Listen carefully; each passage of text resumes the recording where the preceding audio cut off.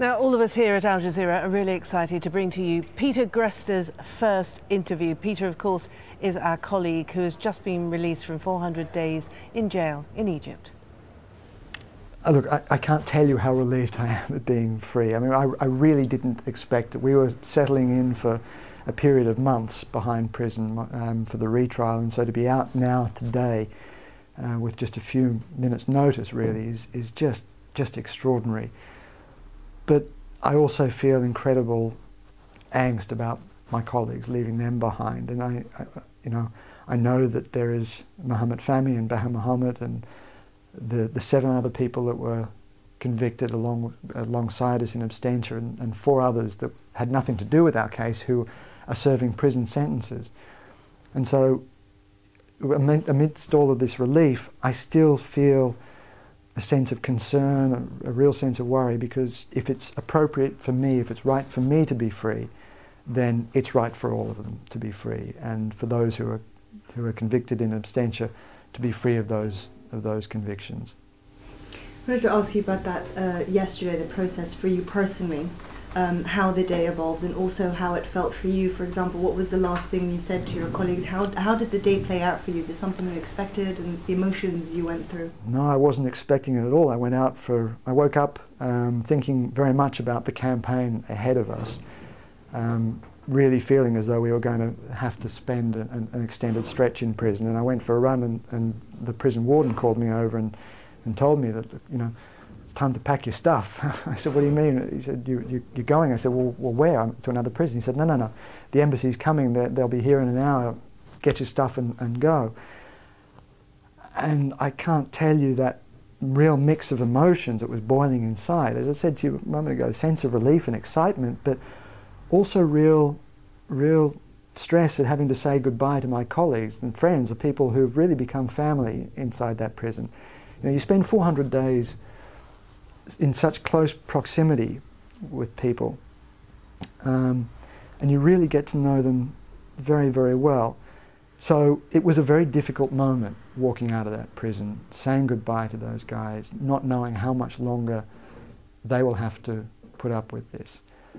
And then the ride to the airport was a sense of really wondering if it was actually all going to come to an end, because we've had an awful lot of false starts with this, an awful lot of false alarms, a lot of moments when we thought freedom was close, if not imminent, only to have it snatched away. So I really didn't want to let myself believe it really was happening until I got my backside on a seat on the plane with my brother Mike, and we knew then that, for me at least, this is over. I want to ask you also about what it's like living in such contained, confined, extremely difficult conditions with your colleagues, with friends, and also how you, in your mind, get through every day and keep going. You don't spend 400 days in a box with someone without getting to know them very intimately indeed. And over that period I've gotten to know and in fact accept both Baher and Fahmy and the others as family. They're my brothers. It couldn't be any other way. Fahmy is an extraordinary professional, a very dedicated journalist, and a very passionate, very strong-willed character. Baher is one of the most amazing family men I've ever met, and in fact, if anyone has suffered out of all of this, it is Baher, because he has a wife and 3 children, one of whom was born while he was in prison.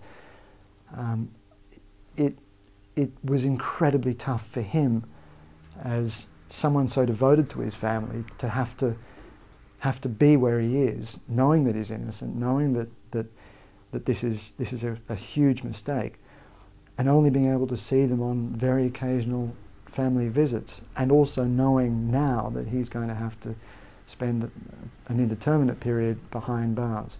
I think he was very excited by the fact that I'm out, but also concerned, because we need to keep the focus on him, and we don't quite know what's going to happen from here on.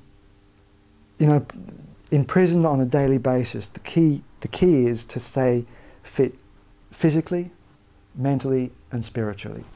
And so I made a very conscious effort to deal with all 3 of those things, to try and keep fit running in a very limited space, keep up an exercise program, to keep mentally fit with study, and spiritually fit too with meditation. And I think through all of that it was a way of enforcing a kind of discipline on myself and dealing with each day as it came. And hopefully, touch wood, I haven't come out of it too damaged.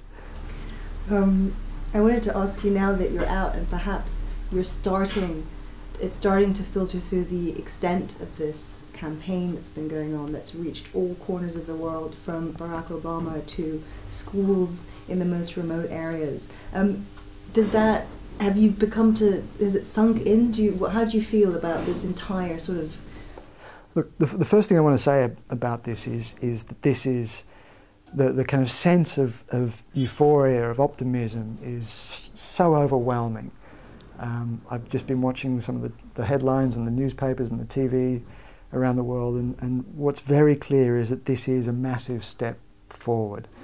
And I think for Egypt too, it's been a really big step forward. I mean, I think everyone has acknowledged that this is an important moment. I just hope that Egypt keeps going down this path with the others and releases not just Bahrain Fahmy but the other 4 who are in prison alongside us, and deals with those other convictions. At a wider level, you know, there are so many people, diplomats, politicians, leading politicians, thousands, hundreds of thousands of ordinary people around the world who supported our campaign. But also, I think importantly, our professional community, the journalism community, the media community. You know, we're normally a very fractious, cantankerous bunch of people, very, very competitive, never inclined to work together or cooperate. And yet this whole thing has brought together people in a way that I just cannot quite fathom. I am absolutely overwhelmed by this. A lot of people told me about what it was like while we're in prison. We're aware of this campaign, but I just don't think I understood, and I still don't really think I do understand just how extraordinary it's been. That's something that's going to I'll have to look at over the coming weeks and months. And finally, I wanted to ask you, what are you looking forward to most? Oh gosh, I'm watching a few sunsets. I haven't seen those at all for a very long time. Watching the stars, feeling the sand under my toes, the little things. This has been like a rebirth, and you realise that it is those little beautiful moments of life that are really precious, and spending time with my family, of course, too. You know, that's what's important, not the big issues. Thank you.